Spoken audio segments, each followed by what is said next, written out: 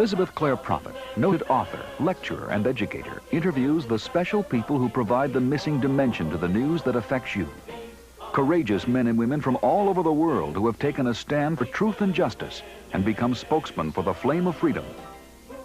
Listen now as Elizabeth Clare Prophet and her guest discuss critical issues of the day. This week, Mrs. Prophet continues to talk with ZECHARIA SITCHIN, author of The 12th Planet. In part one of this controversial forum, Mr. SITCHIN presented his case for a planet in our solar system beyond Pluto, whose astronauts, called Nephilim, have been visiting Earth for 450,000 years, whose wars led to a nuclear holocaust in the Middle East 4,000 years ago, and who, through genetic engineering, were responsible for the creation of Homo sapiens.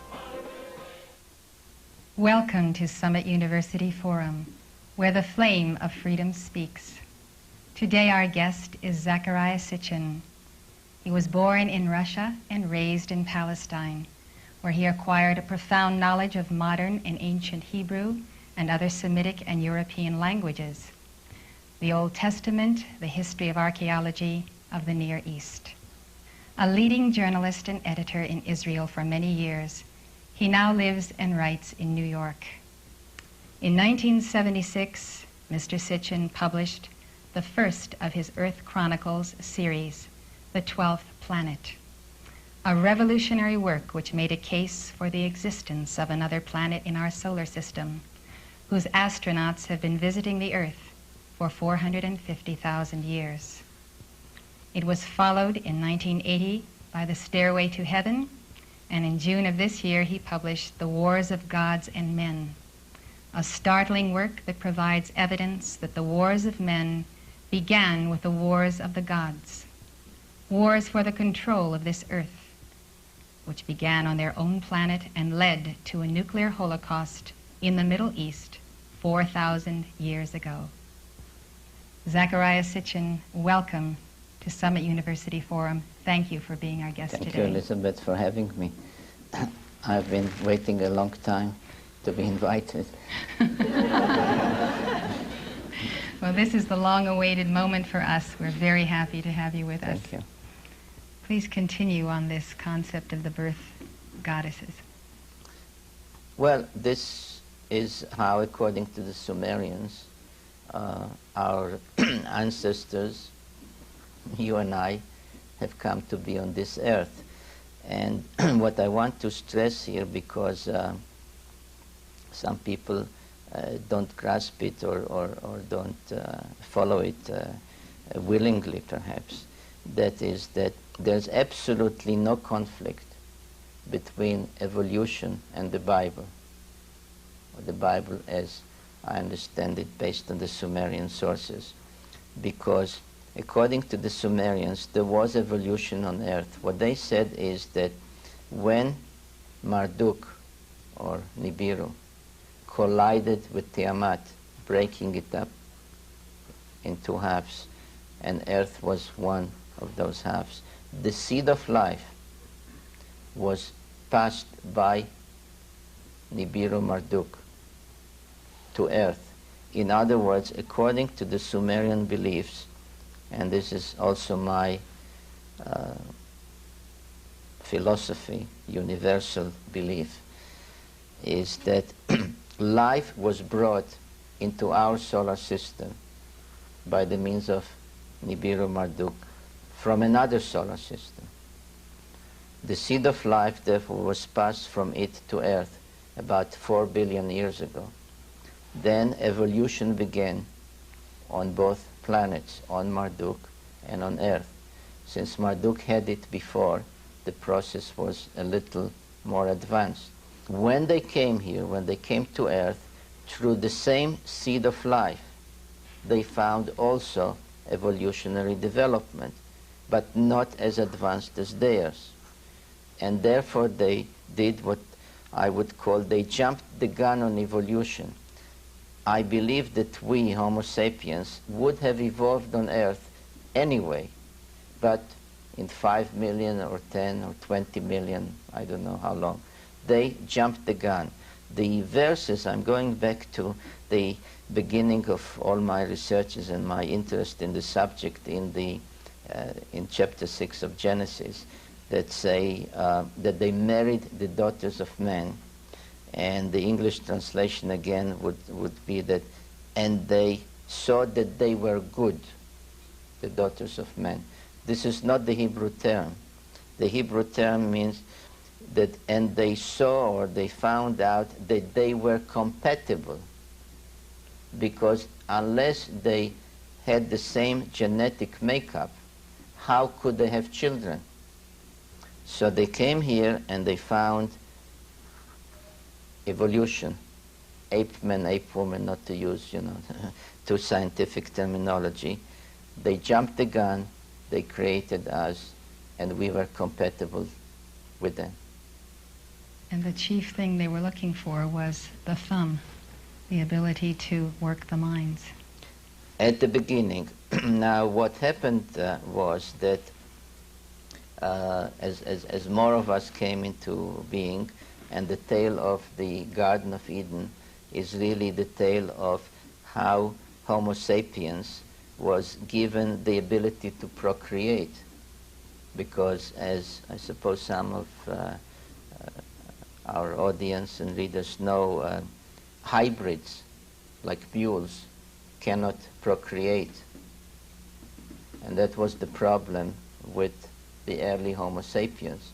They just had to employ the so-called birth goddesses, implant the fertilized eggs, wait for them to give birth, and how long could you do that? So again, Enki plus his half-sister Ninharsag developed the second phase in our evolution to give us the ability to procreate by adding one chromosome to our genes. So as men developed and filled up the earth and undertook other tasks besides the mines, agriculture, growing food, growing sheep and other domesticated animals, a watershed event, not just physically, literally, but also conceptually, happened, and that was the great flood or the deluge, which according also to the Bible, after that, the whole relationship between the Elohim, the plural, the term used in the Bible, and mankind changed, because once earth was completely devastated, the only way to continue surviving on earth, which they had to do for their needed gold, was to make man a partner, no longer a servant, but a partner to life, to civilization on earth. And it was after that that they divided the earth into 4 regions. They were still lords, they were still masters, but they created the institution of kingship, which we still have to this day, and they gave men 3 regions. They did keep 1 region for themselves, the so-called the sacred or unapproachable region, where they set up their space facilities, because Sipar, the pre-diluvial spaceport, was also wiped out by the deluge. They needed a new one, and that region, as I show in the new book, was in the Sinai Peninsula. Just like I asked the teacher years ago, who were the Nephilim, I asked myself, what's so special about the Sinai Peninsula? Because there's nothing there. Now, the Sinai Peninsula, because there was nothing there, because there were no rivers there that could sustain a civilization, agriculture, cities, was selected by them to be what they called the 4th, the sacred region. And all those lands surrounding it, including Jerusalem, including Lebanon, the so-called lands of the Bible, were really called in those ancient times the lands of Shem. All the lands in between, Mesopotamia, which used to be the place of the spaceport of their first settlements, and the lands that were thus after the deluge, Lebanon, Canaan, the Sinai Peninsula, were the lands of Shem. And what did Shem mean? Shem meant rocket ship. They were the lands of the rocket ships. And the people descended of Shem inhabited the lands of the rocket ships. Now, I show the scheme of the spaceport, the landing corridor to it, and what its anchors were. And as you can see, the center was Jerusalem. Jerusalem was called, also in the Bible, the navel of the earth. Again, nobody stopped to ask why. It was called the navel of the earth because it was the center of this whole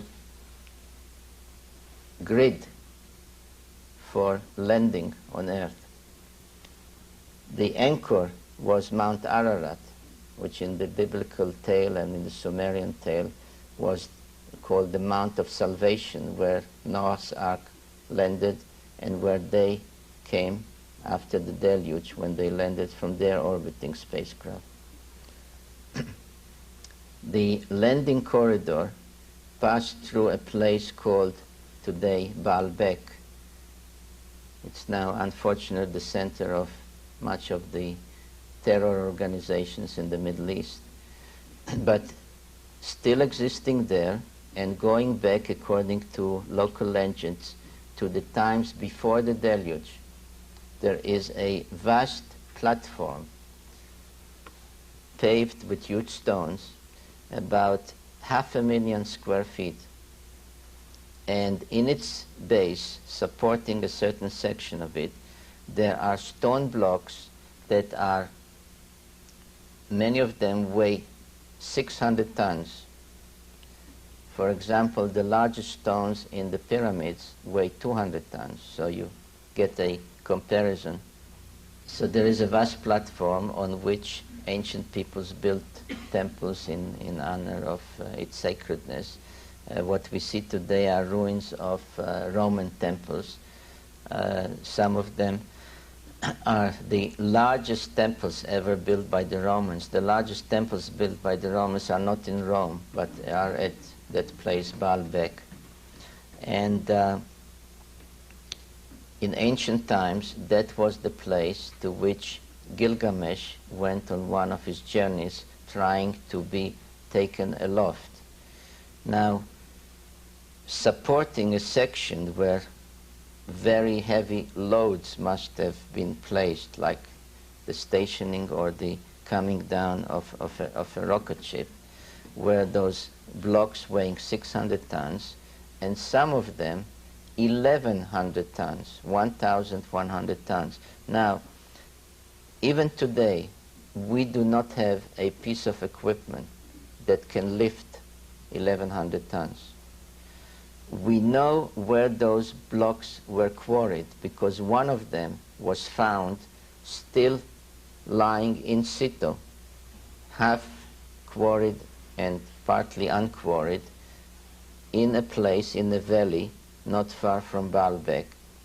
And in antiquity, and according to the legends before the deluge, someone quarried those blocks, lifted them, took them up a mountain a few miles away, 4,000 feet up, and actually placed them precisely to fit one another without mortar, without cement, but you cannot even insert a razor blade. I think I have here one of the sketches. This is the one lying in situ. You can see that little fly on top of it, that's a man sitting on that block, which gives you an idea of the size of it. Now this is one of them, actually there are three of them, in place at the base of the platform, which stretches way behind there. Again, you can see a man here, and this is the relationship. So someone in antiquity could have done, had actually achieved that. How do you think they did it? Well, I just assumed that they had the technology. If they could fly in space and do other things, they probably had the technology. Some, since having read this in my book, say, well, maybe they had anti-gravity capabilities, perhaps, I don't know. But anyway, that place is here in Baalbek, which is part of this landing grid. This is Jerusalem, this is Mount Ararat. Now, this landing corridor had to have 2 beacons at each end. Here they built artificial beacons, 2 artificial mountains. That's what they were called, the artificial mountains, which we call the Great Pyramids of Giza. They were not built by any pharaoh. They were built by them right after the deluge. And here they selected 2 mountains, which are sacred to this day. This the 2 mountains near the monastery of Santa Caterina. One of them is called Mount Moses. The other is called by an adjoining name, not too familiar to people. But there are actually two mountains here and 2 mountains here. And this was the reason for the Sinai Peninsula being sacred to this very day. It's most interesting.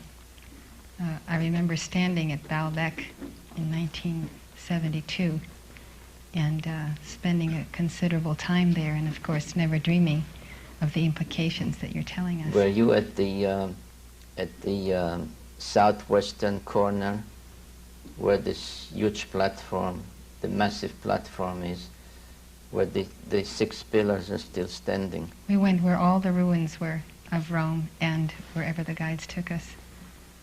Well, We spent a good day there, so perhaps we were right there. well, you stood where the Nephilim had stood.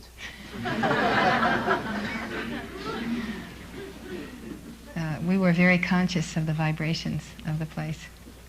There are many subterranean structures, tunnels, which have not yet been entered. There was several attempts made to penetrate the platform, the stone platform, and see what's under it, but they all failed. Nobody could break through. So in fact, we don't know what's under We it. don't know. Well, in the Epic of Gilgamesh, telling his adventures going to that place, there is a mention that he found the entrance to the tunnel of the Anunnaki under the platform, but at the last minute he was prevented from entering by Ishtar, the goddess we have just seen. She didn't let him go in. She prevailed at the door. Well, it's really, there was more to it. She wanted, the price of permission was for him to make love to her. And he knew that no mortal making love to her would remain alive. So he withstood the temptation.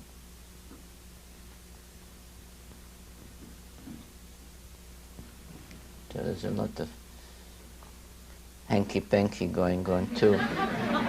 Gilgamesh, of course, did ultimately go on to find the secret of their eternal Well, he youth. went, his next journey was to the Sinai Peninsula. It was the second destination. The Epic of Gilgamesh actually calls that the place of the missiles. The Baalbek site is called in the Epic of Gilgamesh the landing place. The other one is called the site of the land of the missiles. He made a lot of headway there, and he met there, according to the Sumerian tale, he met there none other than Noah, who was still alive, though thousands of years had passed since the deluge, because the brother Enlil had promised Noah that he would be saved from man's fate to die, because he was the hero of the deluge and helped preserve the seed of mankind. And Gilgamesh went there, deeming Noah, or in his Sumerian name, Utnapishtim, deeming him to be one of his ancestors. Gilgamesh also believed, like pharaohs or like Alexander much later after him, believed that he is entitled to escape mortality because his mother was a goddess. And indeed, this is an interesting detail, that because in his case the mother was a goddess, not a father as Alexander had believed or claimed, he was considered 2/3 divine, not just half. And he therefore argued with some of the Anunnaki leaders. He said, if I'm 2/3 divine of your genetic material, why should I die like a mortal? And when he went in his search for immortality, reaching the place in the Sinai Peninsula, discovering Utnapishtim, or the biblical Noah there, and saying to him, since you have lived so long, thousands of years, tell me the secret. How come you are still alive? How come that you, a man from thousands of years ago, look like me? That was, by the way, one of his questions. And it is there, in that epic of Gilgamesh, that the story of the Deluge is told. This is where scholars have found the so-called Babylonian, Mesopotamian, Sumerian tale of the Deluge. This hero of the Deluge tells him, since you have found me, let me tell you what happened, and tells him the story of the Deluge, of the ark, how he was saved, how he saved the seed of mankind, and therefore he was granted longevity. But he said, since there's no other deluge, how can you attain immortality? So Gilgamesh started to cry and beg for some way. So he said, there is a well in the Sinai Peninsula. This was really one of the places that Alexander was looking for, the source of the waters of life. He says, there is a well within which there grows a plant. If you would dive down and find the plant and take it with you and eat of it, each time that you get older, if you would eat of it, you would be forever young. That is how you will escape mortality. This is, by the way, the story of Ponce de Leon, you know, looking for the fountain of youth. So Gilgamesh dived, according to his epic tale, found the plant, and was wandering back to his city, to Erech in Mesopotamia, in Sumer. But when he stopped to bathe in a brook, a serpent came and stole the plant. What was the fate of Noah, since he was supposed to be immortal? No, he was not immortal. He was given longevity. Just Eventually longevity. he died. Eventually he died. Because they too, the Nephilim, there are tales of how they died. There are tales of how they were revived, brought back to life from death.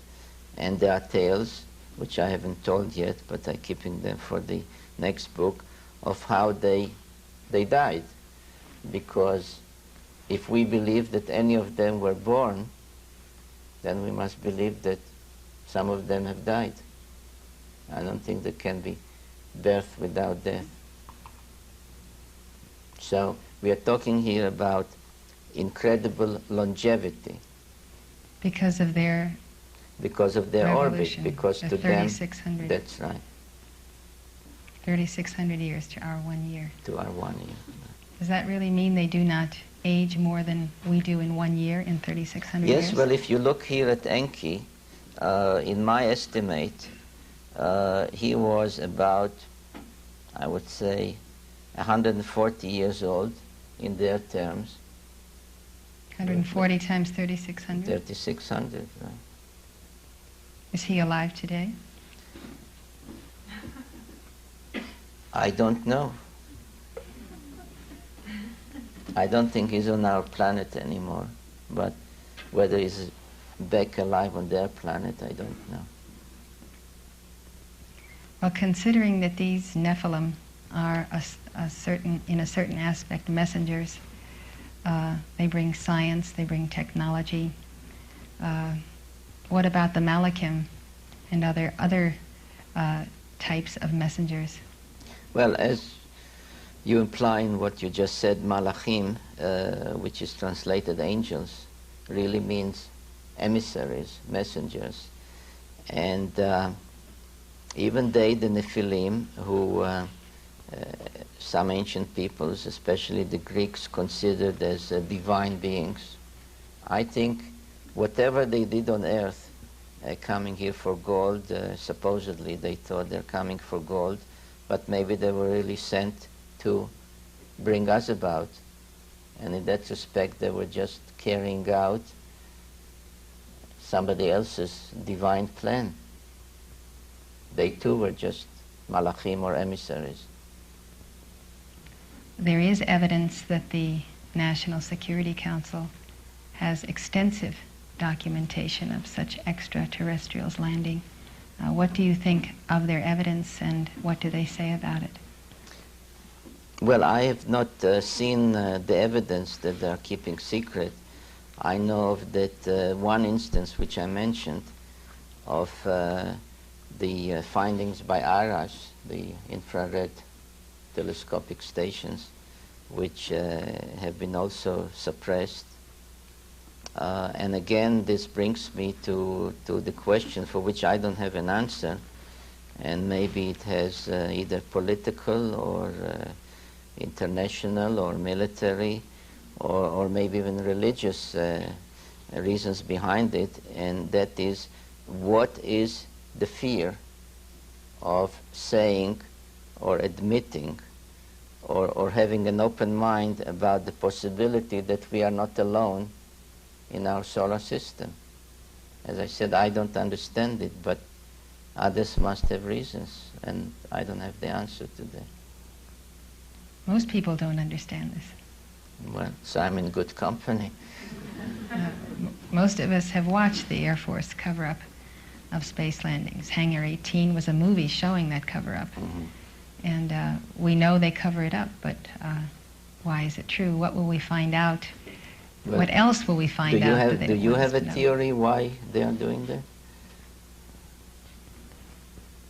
Well, I can only ask the question, if we find this out, what more will we find out that they don't want us to know about our own development or cooperation with extraterrestrials, or what is going on in the polar caps, what is going on under the earth or in the sea?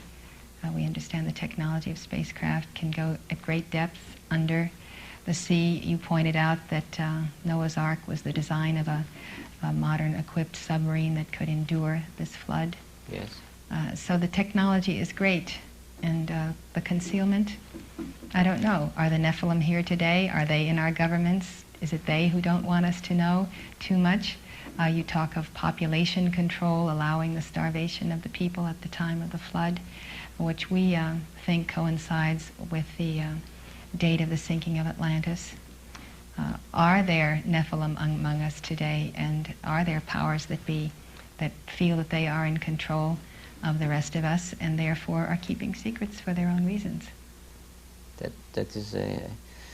That is one interesting theory, but I don't know. We talk about longevity of Nephilim, but we could also talk about their presence, the reincarnation of the Anunnaki, and therefore the presence in our midst of various evolutions. We see that there is a wide variety of evolution, development of intelligence, different types of bodies, cultures, traditions, religions. No doubt.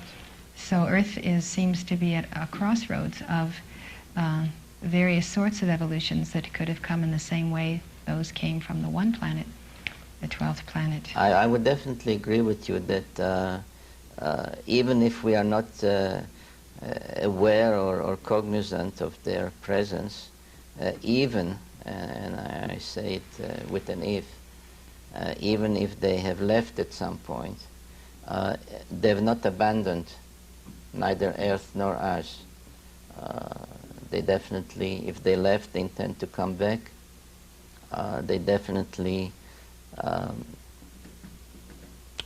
let at least some people on earth to be the guardians or the continuers of their civilization, their teachings, their technology. They may well be behind our own advances into space. Apparently there are some people in the world today who do feel that they are the ones almost divinely ordained to make decisions for everyone else. We find very powerful people in various types of occupations, and they seem to be in control no matter what the people do. And those whom we are taught to believe are our enemies, we find that the leaders of both sides cooperate in various areas, so that although we're taught they're our enemies, there is a vast cooperation.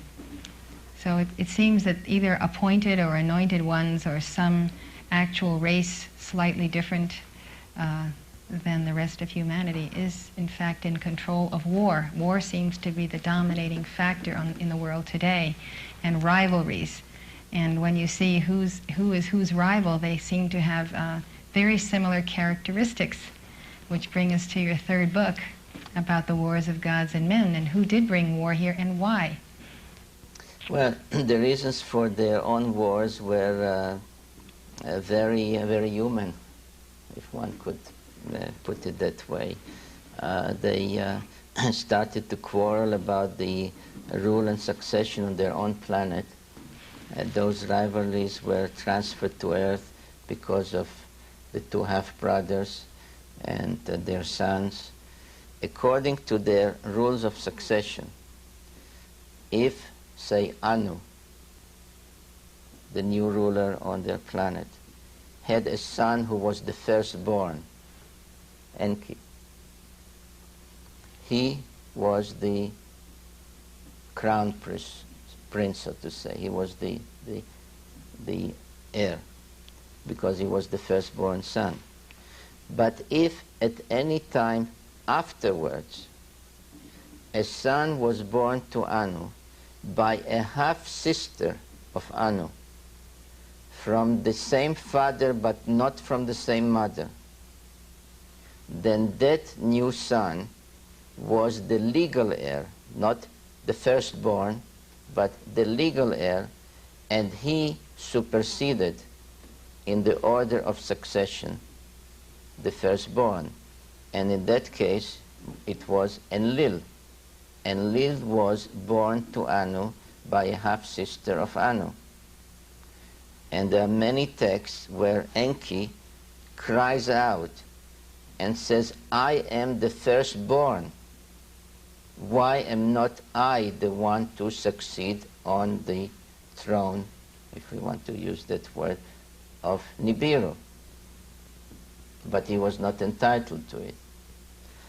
And just as there were conflicts between the sons of Abraham and between the sons of his sons, who was the firstborn, who was born by the favorite wife, who was born by a handmaiden, you know, Esau and Isaac, you find that this was the problem among them. For example, I mentioned the chief medical officer, Nincharsag, who was a half-sister of both of them, of Enki and Enlil. Now, Enlil managed, though he was later married to a nurse who became his wife, a young nurse who became his wife, he had, though he never married his half-sister, he had a son by her called Ninurta. Enki made tremendous efforts. He seduced his sister to have also a son by her, but he never succeeded in having a male son by his half-sister, and Enlil did. Now he had a firstborn son whom the Babylonians called Marduk and venerated eventually as their supreme god, supreme lord. And then there was this conflict about the son of the firstborn and the legal heir of the legal heir, who of them is entitled to be Lord of Earth. and there were wars and conflicts resulting from that. So their wars and their conflicts, maybe I should say, I'm sorry to say, or maybe it's disappointing to hear, but this is the truth, this is what comes out from those tales, were for very human-like reasons. One war that I termed the Pyramid Wars was really against the background of what is no less than a Romeo and Juliet love affair between Ishtar, who belonged to the house of Enlil, and the youngest son of Enki. And the oldest son, Marduk, opposed the marriage. And there was conflict and warfare on that basis as well. And it was in an instance that many things, if not all the things I say write about, could be described as incredible. But the most incredible thing, perhaps, is that there is an Egyptian text naming the date, the year in their calendar on earth, when it was the first time in a struggle between the so-called two so-called Egyptian gods, Horus and Set, descendants all of Enki, where humans were enlisted or conscripted for the first time to join their battles.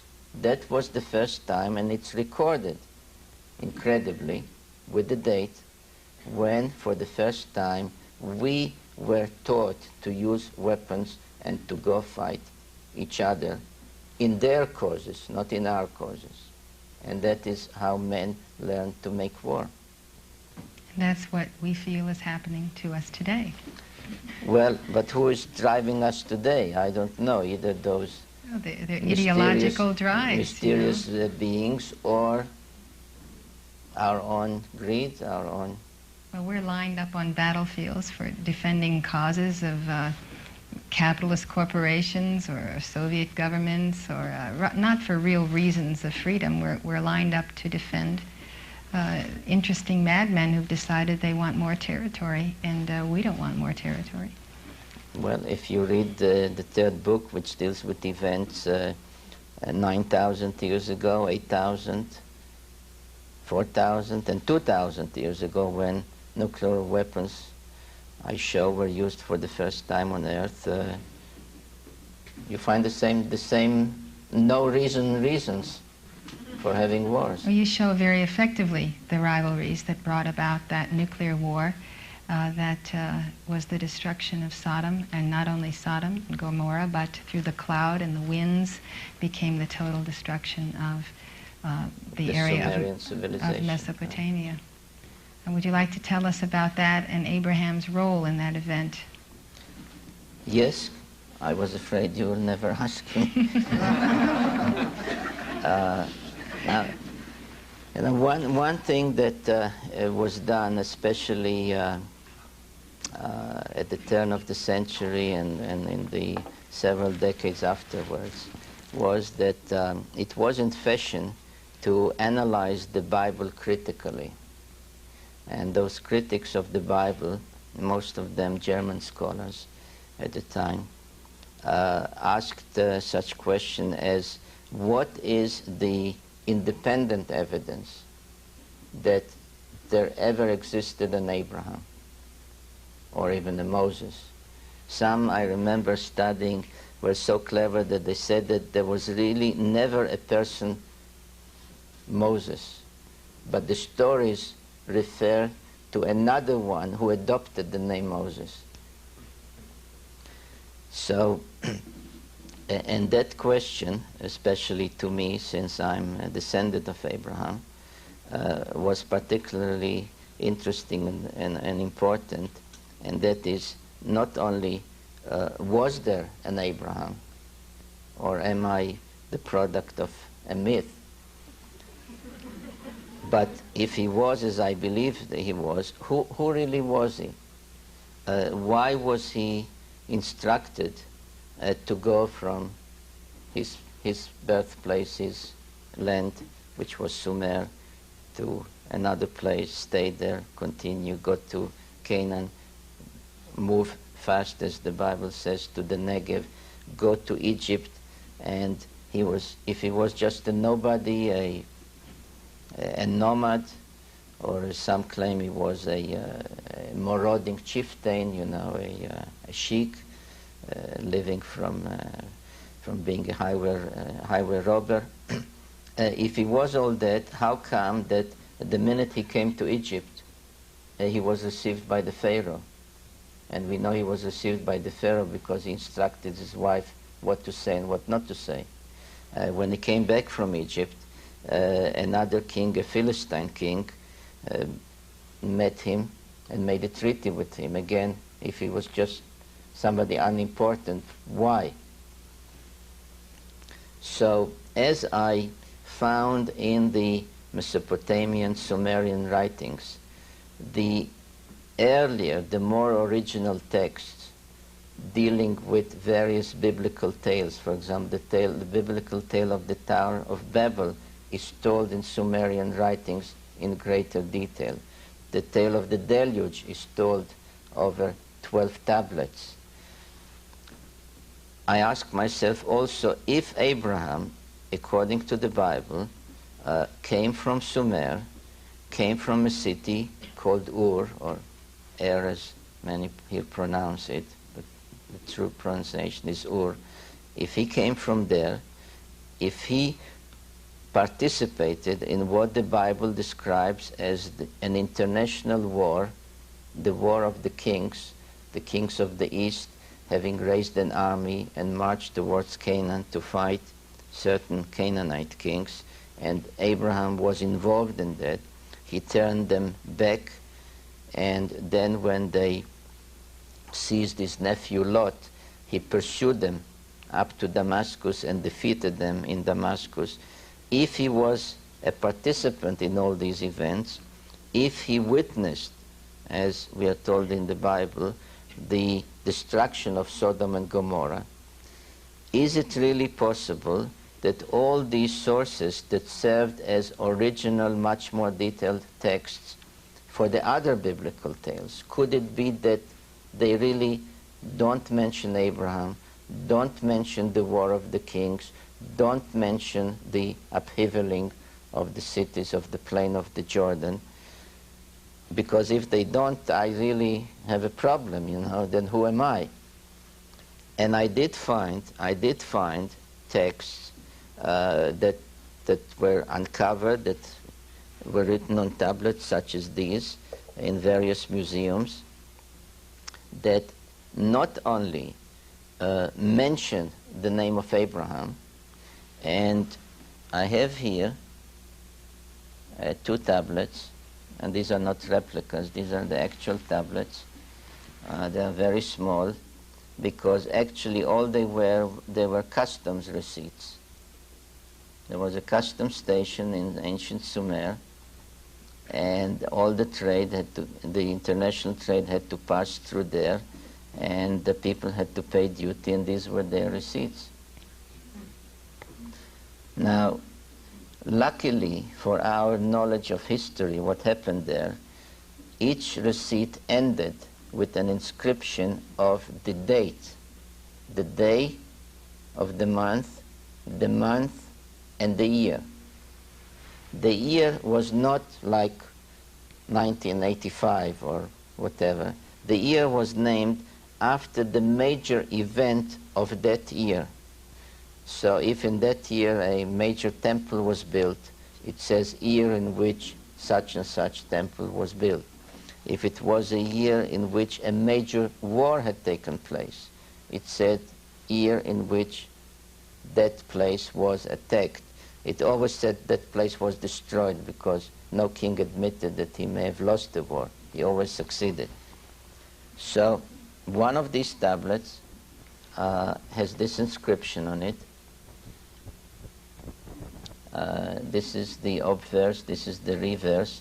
The reverse has the year date, and what these Sumerian cuneiform characters say is Mu ne Ibruum ki Bachul. And in English it means year in which shepherding place of Ibruum destroyed. Now the name of Abraham, before it was changed to a Semitic sounding name, was Abram, and this is the Sumerian Ibruum. And this is a tablet from the 7th year of the reign of a Sumerian king called Amar-Sin, who in his record said that in that 7th year he raised an army to go to the Sinai Peninsula to attack Canaanite cities and to reach the spaceport that was in the Sinai Peninsula at the time.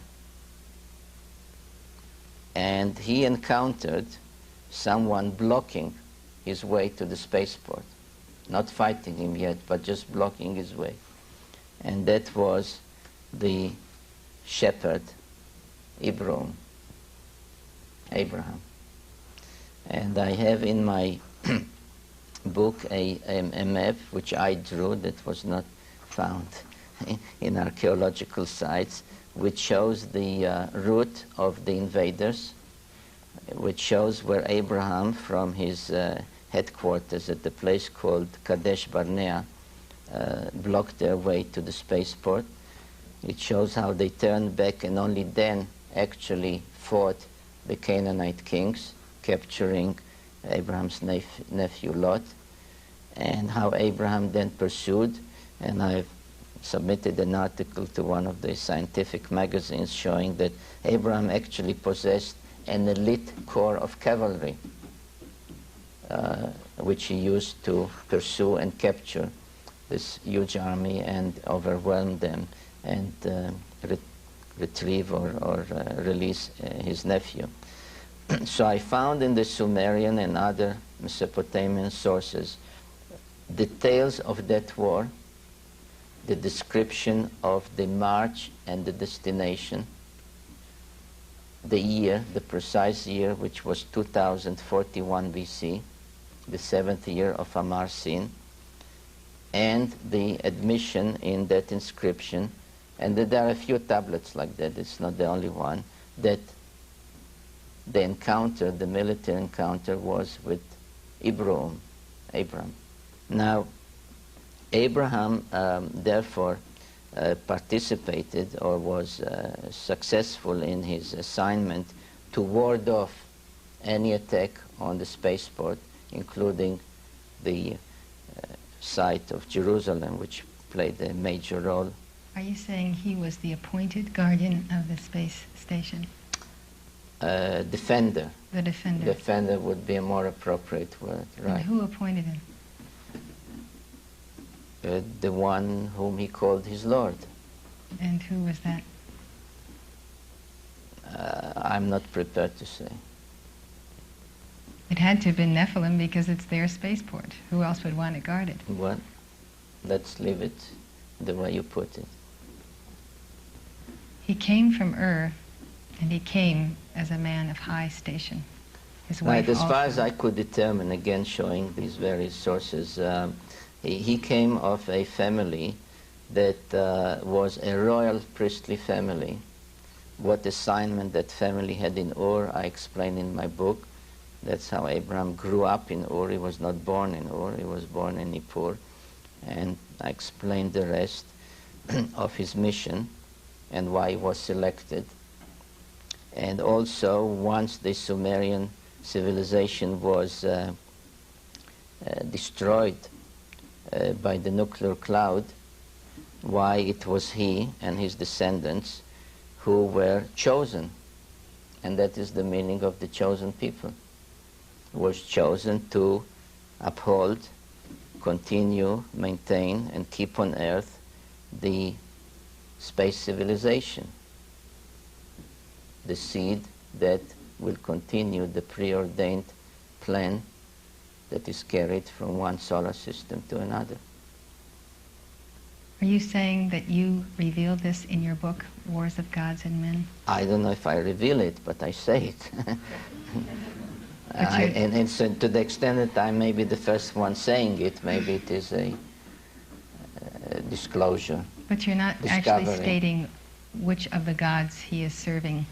No, I'm not saying that because I don't want to say that. But basically the concept is that he is one of the guardian's shrine. That's right. And his seed. That's correct. And their descendants in the Sinai and that's in this what I Middle believe East. in.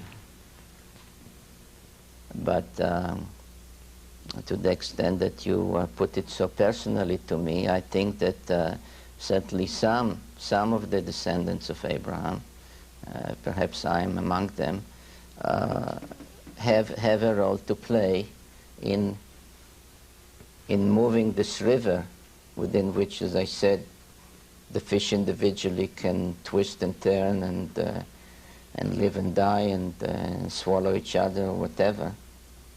But the whole stream goes on, and I think that the descendants of Abraham are prime movers.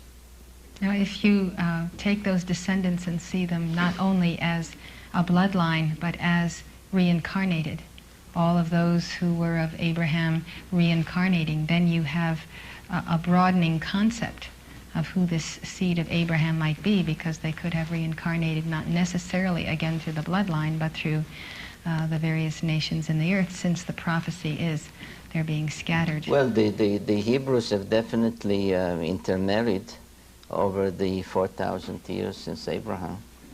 So I don't think that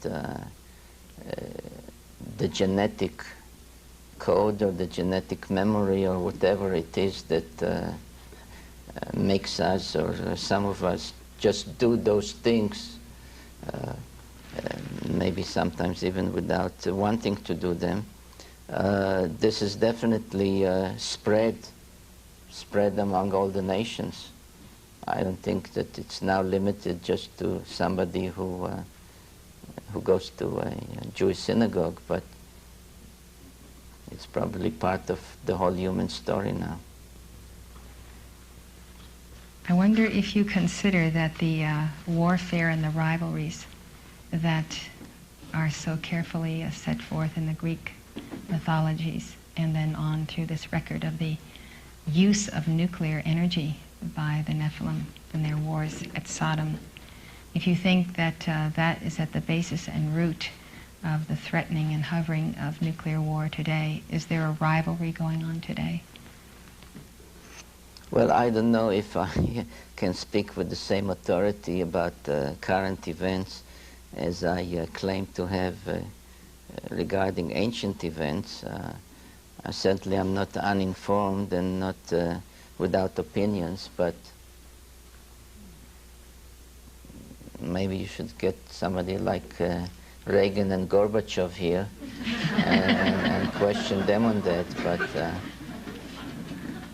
are you prepared to say that any of the Nephilim remained, or any of the Anunnaki, or only those they appointed, such as kings and guardians? And if they're not here, when are they coming back? Are they coming back with the return of the 12th planet? Well, if I'll answer everything, you will not invite me again. That's what they said to us in Jerusalem. Let's leave it for the next interview. That's what the guide said. When you have your next book with you, your fourth book. I would say in about 2 years. So that's when you want to come back? I can tell you its title, though. All right. The End of Days. The End of Days? The End of Days. What days are you referring to? All days. All days. Human days and Nephilim days.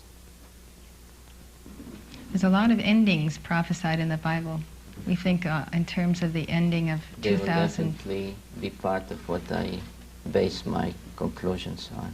Perhaps the beginnings and endings of civilizations are clocked by the cyclic return of the 12th planet. Probably. Since it has such an impact and is so disruptive. I would agree with you in that conclusion. we look to, in the concept of reincarnation, a progressive evolution of the soul, a purpose, a union with the Supreme God over all the gods and Nephilim and the ones who develop their technological wizardry and spacecraft. And we think in terms of, I think, the Hindu concept, which is also Christian, in terms of ultimately the acceleration or the ascension into a plane of spirit that is beyond this created universe. And in that sense of it, we think of the end of all days as also the end of, let's say, of our karma, the balancing of our karma, and our evolution in these planes, and that there is an ultimate return, and that those who came forth from the Supreme Being have a divine spark, and through that divine spark they return. I think we are saying the same thing in different words.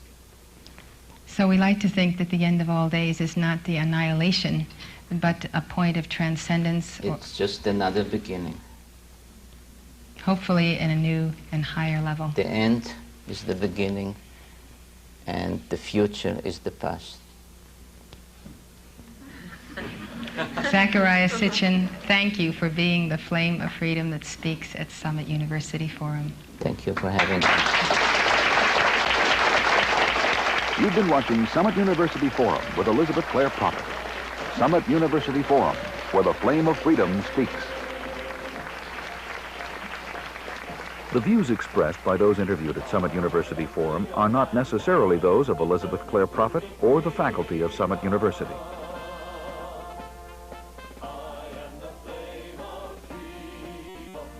The preceding public access program has been presented through the assistance of Summit University, Box A, Malibu, California, 90265. If you would like to know more, call this number or write this address.